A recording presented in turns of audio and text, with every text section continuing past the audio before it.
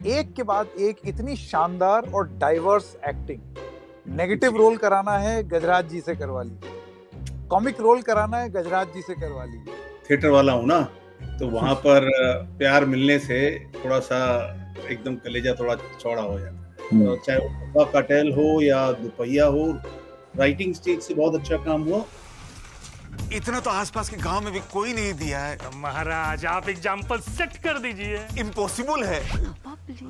Cinema में क्या था कि एक तो आपको पात्र उतने बड़े नहीं मिलते हैं, फ्राइडे बॉक्स ऑफिस का जो झंझट होता है, उसमें आप थोड़ा उस लड़ाई को आप बड़ी मुश्किल से जीत पाते हैं। लेकिन ओटीटी में हीरो इंपॉर्टेंट नहीं रह गया, स्क्रिप्ट हीरो हो गई।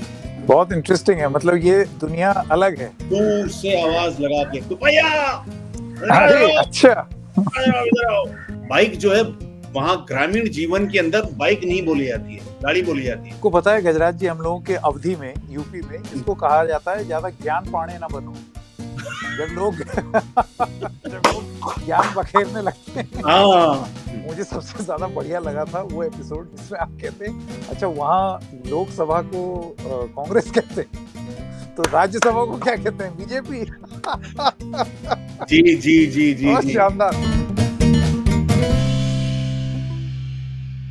जी हाँ, आप लोग सही देख रहे हैं। देखिए आज द रेड माइक पे कौन आया है, साक्षात गजराज राव जी। आपका बहुत बहुत स्वागत है गजराज जी द रेड माइक में आने के लिए। थैंक यू सो बहुत मच। बहुत शुक्रिया संकेत, बहुत बहुत शुक्रिया। अब बहुत अच्छा काम कर रहे हैं इंडिपेंडेंट मीडिया के तौर पर, बहुत बढ़िया आपकी रिपोर्टिंग होती है और अलग अलग सांस्कृतिक चीजों पर भी आप जो टिप्पणियां करते हैं वो बहुत अच्छी होती हैं। थैंक यू गजराज जी। दो बैक टू बैक अभी बड़ी रोचक चीजें, मतलब आपका करियर जो लोग नहीं जानते हैं उन लोगों को तो ये बता दें, 1994 से जो यात्रा शुरू हुई है जी, वो अब मैं तो पर्सनली ये मानता हूं कि वो अपने स्वर्णिम काल में है, अमृत काल में है, क्योंकि एक के बाद एक इतनी शानदार और डाइवर्स एक्टिंग। नेगेटिव रोल कराना है गजराज जी से करवा लीजिए, कॉमिक रोल कराना है गजराज जी से करवा लीजिए। कोई ऐसा इमोशन नहीं है जो गजराज राव जी ने परफेक्ट नहीं किया हुआ है। और इसी श्रृंखला में दो नई वेब सीरीज आई हैं, डब्बा कार्टल और दुपहिया, भैया और जी। दोनों का ही मिजाज अलग अलग है और उतनी जी। डाइवर्सिटी को आपके सामने गजराज सर लेकर के आए। गजराज जी, सबसे पहले तो रिस्पांस कैसा आ रहा है आपको, लोगों का, दर्शकों का, इन दोनों ही वेब सीरीज में? संकेत, सबसे पहले तो मैं आभारी हूँ कि इतना बढ़िया आपने इंट्रोडक्शन दिया, इतना प्यारा। और थिएटर वाला हूँ ना, तो वहाँ पर प्यार मिलने से थोड़ा-सा एकदम कलेजा थोड़ा चौड़ा हो जाता है, छाती चौड़ी हो जाती है। तो रिस्पॉन्स बहुत अच्छा मिल रहा है संकेत, मतलब ये अभूतपूर्व मुझे लगता है क्योंकि एक साथ 2 इस तरह के इतर एक ग्राफ वाले कार्यक्रम में मैं हिस्सेदार हूँ और दोनों में ठीक-ठाक काम हुआ है। लेकिन मेरे इसमें श्रेय जो मुझे लगता है ज़्यादा जो जाता है, मैंने एक दो बार अभी पहले भी कही ये बात कि अभिनेता होने के नाते, एक्टर होने के नाते, क्योंकि हम लोग फोर फ्रंट पे हैं, दिख जाते हैं, और तो सारी जो ग्लोरी है हमें मिल जाती है। हम लोग खामखा में हम लोग उसको लेकर इतराते फिरते हैं। लेकिन इसके पीछे बहुत बड़ा योगदान, मेरे केस में तो मैं ऐसा मानता हूँ कि ये जो भी अच्छे काम हुए हैं, तो पहली तो राइटिंग, लिखाई बहुत अच्छी हुई। चाहे वो डब्बा कटेल हो या दुपहिया हो, राइटिंग स्टेज से बहुत अच्छा काम हुआ। और निर्देशक दोनों में, मुकेश भाटिया जो डब्बा काटल के डायरेक्टर हैं और सोनम जो दुपहिया की डायरेक्टर हैं, बड़े मजे हुए हैं।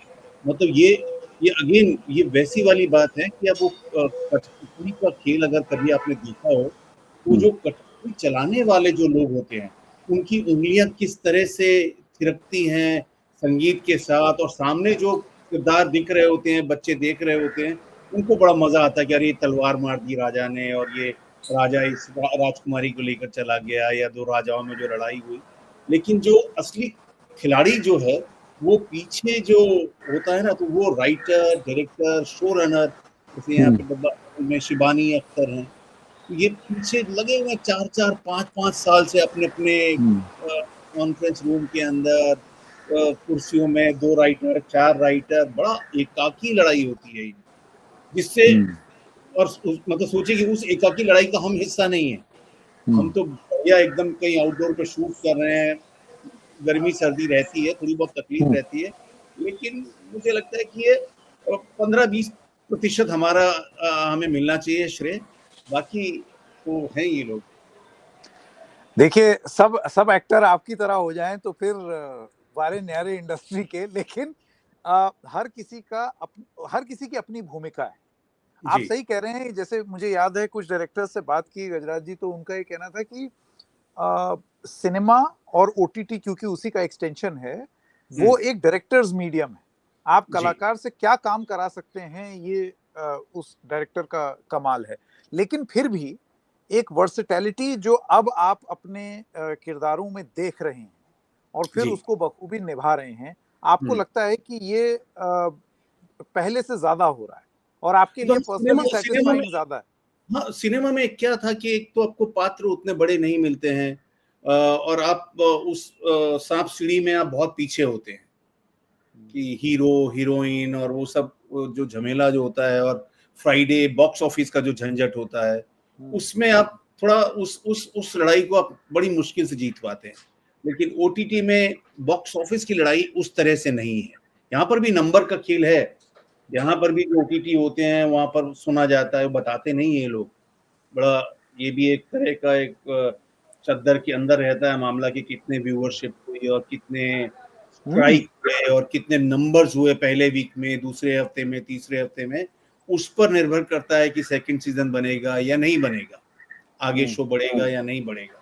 भले ही अब चर्चा जितनी भी हो जाए, तारीफ जितनी भी हो जाए, लेकिन जब तक वो नंबर्स का खेल है कि क्या उसकी प्रक्रिया होती है मुझे नहीं मालूम है, लेकिन फिर भी कह सकता हूँ कि क्योंकि अभी कहानी इंपॉर्टेंट हो गई है, अभी हीरो इंपॉर्टेंट नहीं रह गया, स्क्रिप्ट हीरो हो गई है।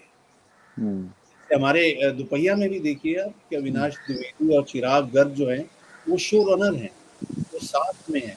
उनकी उनकी ज़िम्मेदारी है, उनको उतना ही सम्मान भी मिलता है। अभी पूरे मतलब शूटिंग कंप्लीट हो गई, उसके बाद भी लगातार जो हो रहा है, तो ग्रुप में हमारे जो व्हाट्सएप ग्रुप है, जिसमें 10-15 लोग हैं, उसमें ये लोग हैं, राइटर्स हैं और वो हमें सलाह देते हैं कि क्या हो रहा है, कैसे होना चाहिए, आगे अगर कहीं पे मार्केटिंग के लिहाज से क्या चेंज हो सकता है।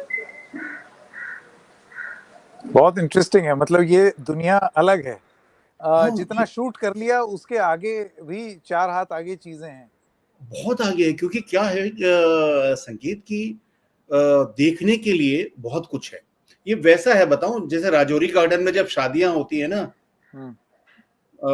पश्चिम बिहार में राजौरी गार्डन में, तो उसमें जो बफे है वो खाने का जो पंडाल है उसमें 1.5 किलोमीटर का पंडाल है। उसमें कोई ना कोई आपको आपका सगा वाला दोस्त बता देता है ना कि यार वहां पे जो कचौरियां हैं वो बड़ी अच्छी हैं, हाँ। हाँ जो राजमा है वो बड़ा करेक्ट है।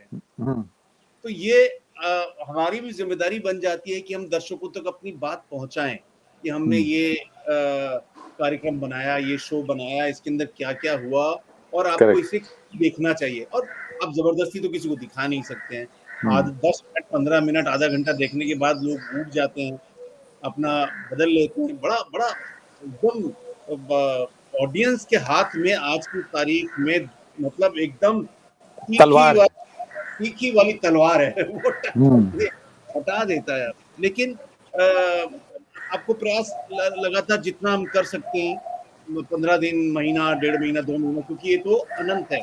एक बार यहाँ पर आके जैसे कल रात मैं अपनी पत्नी के साथ हमारे घर के नजदीक सिनेमा हॉल है, वहाँ पर सुपर बॉयज ऑफ मालेगांव देखकर हम लोग निकल कर आ रहे थे। तो थिएटर हॉल में भी लोगों ने मिले जिन्होंने दुपहिया की बात की, डब्बा कार्टेल की बात की। घर के बाहर आते-आते कुछ 5-6 उम्र में मुझसे शायद 10 एक साल बड़े लोगों का एक ग्रुप था, पुरुषों का, मित्रों का, और उन्होंने दूर से आवाज लगा के दुपहिया अरे अच्छा। इधर आओ। एक दो नहीं पता था, उन्होंने बोला अरे ये गजराज राव, ये वो बधाइयों वाले, ये दुपहिया हम देख रहे हैं।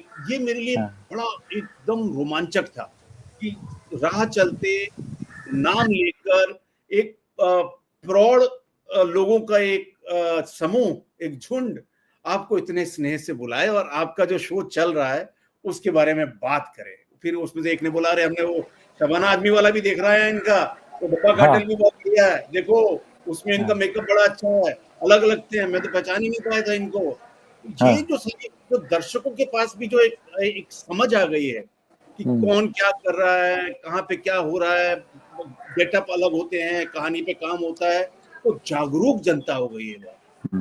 बिल्कुल, और वो बेस्ट एक्सपेक्ट करती है। अब गजराज जी, मैं आपसे ये जानना चाहता हूँ, एक एक करके इन दोनों सीरीज के बारे में बात करेंगे। हम्म सबसे पहले तो दुपहिया, हम्म उसकी स्टोरी बहुत ही स्वीट है। हम्म गांव देहात की कहानी है। यहाँ हम्म पर बॉलीवुड जो है वो शहर, सुपर शहर, विदेश, स्विट्जरलैंड में शूट, आप मतलब कहाँ भी चले जाइए। हम्म, ओटीटी ने उल्टी बस पकड़ी। जी ओटीटी वेब सीरीज चली गई गांव में। जी आपको लगता है कि ये बहुत बड़ा वरदान बन के निकला है? बनवारी झा का कैरेक्टर, जी एक बिहार के एक ऐसे धड़कपुर गांव की कहानी जहां पर 25 साल से जुर्म नहीं हुआ या हम्म, हो रहा था, लेकिन मान और प्रतिष्ठा के चलते रोक दिया गया। हाँ स्कूटर को लेकर के, बाइक एनफील्ड बुलेट को लेकर के भैया क्लिप इतना पर, हाँ बवाल। हम्म, ये टेंशन कैसे क्रिएट किया गया कि हम बाइक को इतना फ्रंट एंड सेंटर ले आएंगे? एक बाइक इतनी जरूरी पूरे तो गांव के लिए। अगेन जो मैं अपने राजस्थान में अपने गांव जाता हूँ तो हम्म, वहां पर मुझे जितनी समझ है, मैं ये तो नहीं कह सकता कि बहुत ज्यादा मुझे देहात की और ग्रामीण पृष्ठभूमि की बहुत, मैं किताबों में जो पढ़ता हूँ, आजकल के जो लेखक लिखते हैं या पॉडकास्ट होते हैं उससे मुझे मालूम चलता है। लेकिन बाइक का एक बड़ा योगदान है। बाइक जो है वहाँ ग्रामीण जीवन के अंदर बाइक नहीं बोली जाती है, गाड़ी बोली जाती है। गाड़ी, एकदम सही, गाड़ी गाड़ी एकदम। खड़ी है बाहर, गाड़ी निकालो, गाड़ी ले जा, हाँ। तू मेरी गाड़ी ले जा। हम्म, मतलब वहां पर जैसे मेरे रिश्तेदार हैं जो छोटे मोटे क्लिनिक चलाते हैं, डॉक्टर हैं, तो वो पेशेंट जो है वो बाइक पे आता है हाँ। रात को 4 बजे।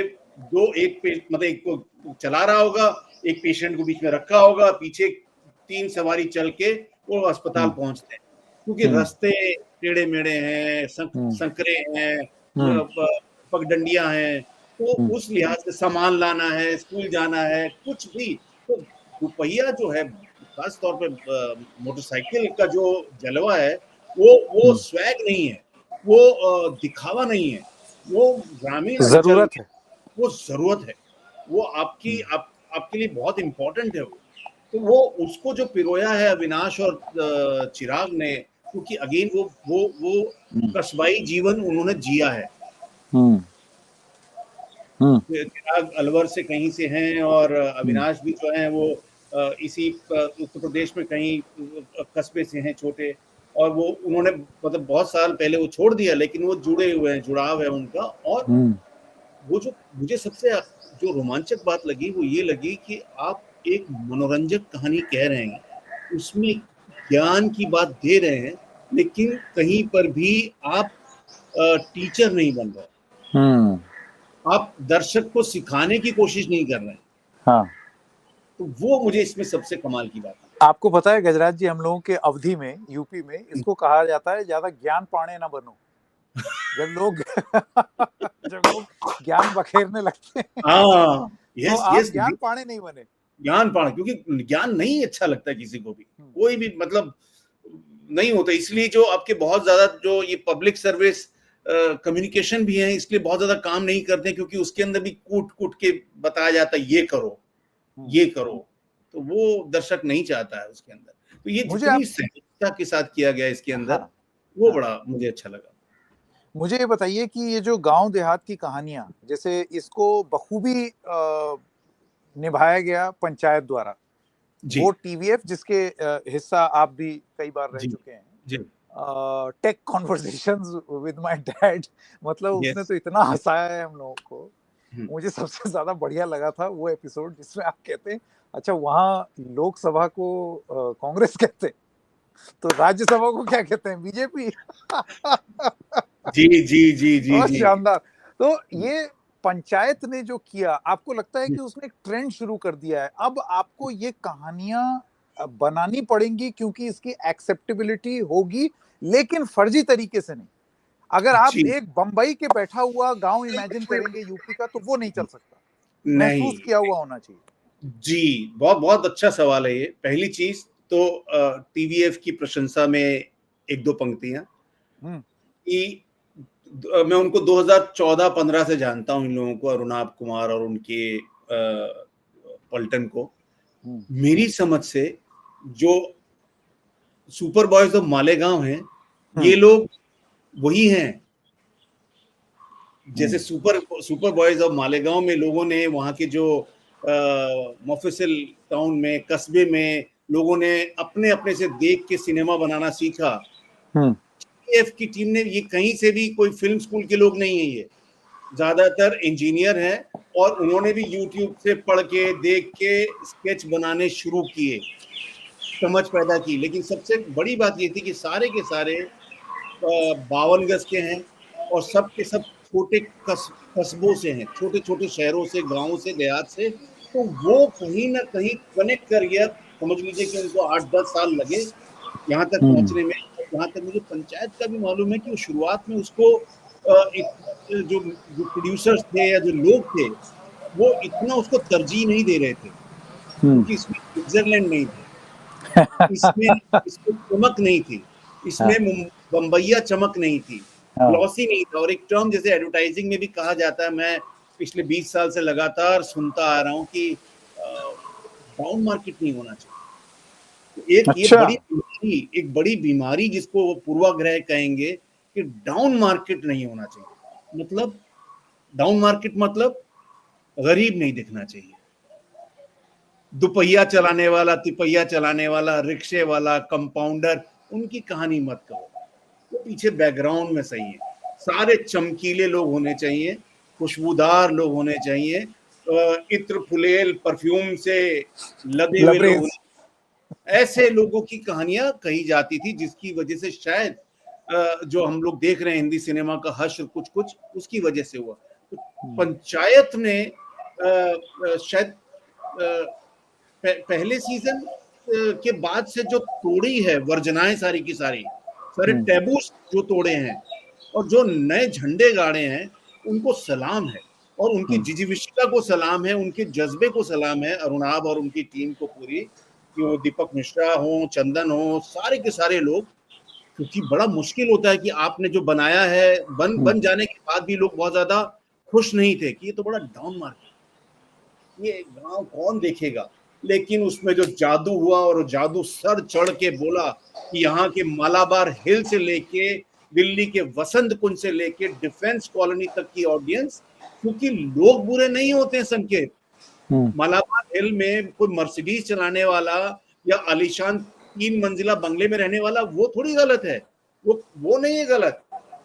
उसको तो वो पसंद आ रहा है, उसको तो गोविंदा की फिल्म में भी अच्छी लगती थी। ये तो कुछ लोग हैं ना, बांद्रा और वर्सोवा के बीच में एसी दफ्तरों में बैठे हुए लोग, उन्होंने बना लिया ये चलेगा ये नहीं चलेगा। ये उनकी समझ थी शायद। वो समझ को ये इस पूरी चीज ने, पंचायत ने, और ये हमारा जो दुपहिया है, किसी ने सही कहा, कहीं कहा था मैंने कि ये दुपहिया जो है पंचायत के गोत्र का है। हाँ, है। जैसे हमारी टीम में भी बात हुई कि शुरू में जब ट्रेलर आया और लोगों ने कमेंट करना शुरू किया, अरे ये तो पंचायत जैसा लग रहा है, तो एक दो लोग थे थोड़े से दुखी हुए कि यार हमें किसी से कंपेयर किया जाएगा क्या, मतलब दुपहिया को मतलब पंचायत। मैंने निवेदन किया कि पंचायत ने इतना ऊंचा झंडा लगाया है ना एवरेस्ट की चोटी पर, अगर उससे हमारा कंपैरिजन हो भी रहा है तो कोई बुराई नहीं, वो हमसे 20 है, हमें 19 रहने में कोई तकलीफ नहीं होनी चाहिए, क्योंकि हमने अच्छा काम किया है। हमें कोशिश करनी चाहिए कि हमारा काम इतना अच्छा हो कि लोग बोले कि ये पंचायत से अच्छा है, पंचायत से बेहतर है। 2 सीजन के बाद कंपैरिजन ये होने लगे, अरे पंचायत ये तो रुपया जैसा प्रोग्राम लग रहा है। तो मतलब चेष्टा वो होनी चाहिए, और हो रहा है कि लोग कहीं कहीं बोल रहे हैं कि हाँ हमें पंचायत तो अच्छा लगता है, लेकिन ये पंचायत से एक फरलांग आगे जाके इसकी जो लाइटनेस है वो पंचायत से एक फरलांग आगे है। मुझे लगता है ये इसमें कोई वो बुराई नहीं होनी चाहिए। और ये हम वो जो गोत्र वाली बात करेक्ट है उसके। हाँ मुझे इससे पहले कि हम हिंदी फिल्म इंडस्ट्री पर आए, क्योंकि उसको लेकर के बहुत ही स्ट्रांगली आपकी भी फीलिंग्स हैं जो मुझे दिख रहा है, और हम तो अपनी बात कहते ही हैं थोड़ी बहुत, तो उस पर अभी आएंगे। मैं आपसे जानना चाहता हूँ गजराज जी, क्या अब आपको लगता है कि these are stories that cannot be forgotten in the high rises of cities anymore? अब आप अफोर्ड नहीं कर सकते, आप अपना खुद का वित्तीय नुकसान करेंगे, बिल्कुल, और अच्छे से भी बतानी पड़ेगी, कन्नी भी नहीं काट सकते। कन्नी नहीं काट सकते हैं। अरे वही है ना, 1950s में 60s में जो सिनेमा बनता था उसमें देहात की कहानियां होती थी। नया दौर दिलीप साहब जब करते थे, है ना, तो वो क्या था वो, या बासु चटर्जी या सही परांज पे ऋषि दा जब बनाते थे, तो भले ही बड़े शहर की कहानी थी, लेकिन होती तो कस्बाई लोगों की कहानी थी ना, जो छोटे कस्बों से आए हुए हैं बड़े सपने लेकर, मुंबई आए हैं, दिल्ली आए हैं, कलकत्ता आए हैं, उनकी कहानियां होती थी। बिल्कुल सही। मुझे तो एक ऐसी एक फिल्म भी याद आ रही है, चश्मे बद्दूर 1980 की, जो ऐसे ही स्मॉल टाउन बॉयज थे लेकिन दिल्ली में थे, तो उस तरीके की कहानी भी थी। वो शायद वो एक 2000 का दौर रहा शायद, जहां पे अगेन मेकर्स पर होता है कि जो कुछ लोग होते हैं जो कि जिनके हाथ में पावर होती है, जिनके हाथ में सिस्टम की चाबी होती है, वो लोग डिसाइड करते हैं और वो बोल देते हैं कि ऐसा पब्लिक चाह रही है। ऐसा होता नहीं, क्योंकि कहानियां तो अब गुरुदत्त भी बनाते थे, बिमल रॉय बनाते थे वो पिक्चरें, और उस समय तो दर्शक हमारा इतना ज्यादा प्रबुद्ध भी नहीं था, इतना ज्यादा उसको सिनेमा की समझ भी नहीं थी, लेकिन फिर क्यों अच्छी होती थी वो फिल्में, चलती थी। मिली क्यों चली, अभिमान क्यों चली। आपको लगता है गजराज जी अभी भी ओटीटीज के पास एक अपॉर्चुनिटी है कि वो बॉलीवुड जैसे ना बन जाए? आपके पास एक तो 8-9 एपिसोड के एक सीजन का टाइम है, 3 घंटे की फिल्म नहीं है, ज्यादा लंबी है, तो आप अपनी कहानी बहुत विस्तार से बता सकते हैं, कैरेक्टर्स को अच्छे से जमा सकते हैं, उसमें क्यूरियोसिटी एंगेज कर सकते हैं। लेकिन जहां आप फॉर्मूलेइक हुए हिंदी सिनेमा की तरह, जो कि बहुत सारी हिंदी की जो वेब सीरीज हैं वो होने भी लगी हैं, खास तौर से ये जो बड़े बड़े घरानों से जब निकल करके वेब सीरीज आई हैं, वो बिल्कुल फिल्मी ही हैं, फिल्में हैं थोड़ी लंबी, तो आपको लगता है इस बीमारी से बचना वेब सीरीज को जरूरी? वो उसका डर है मुझे, संकेत, कि ऐसा ना हो कि जो हमें एक जिसे कहा जाता है ना कि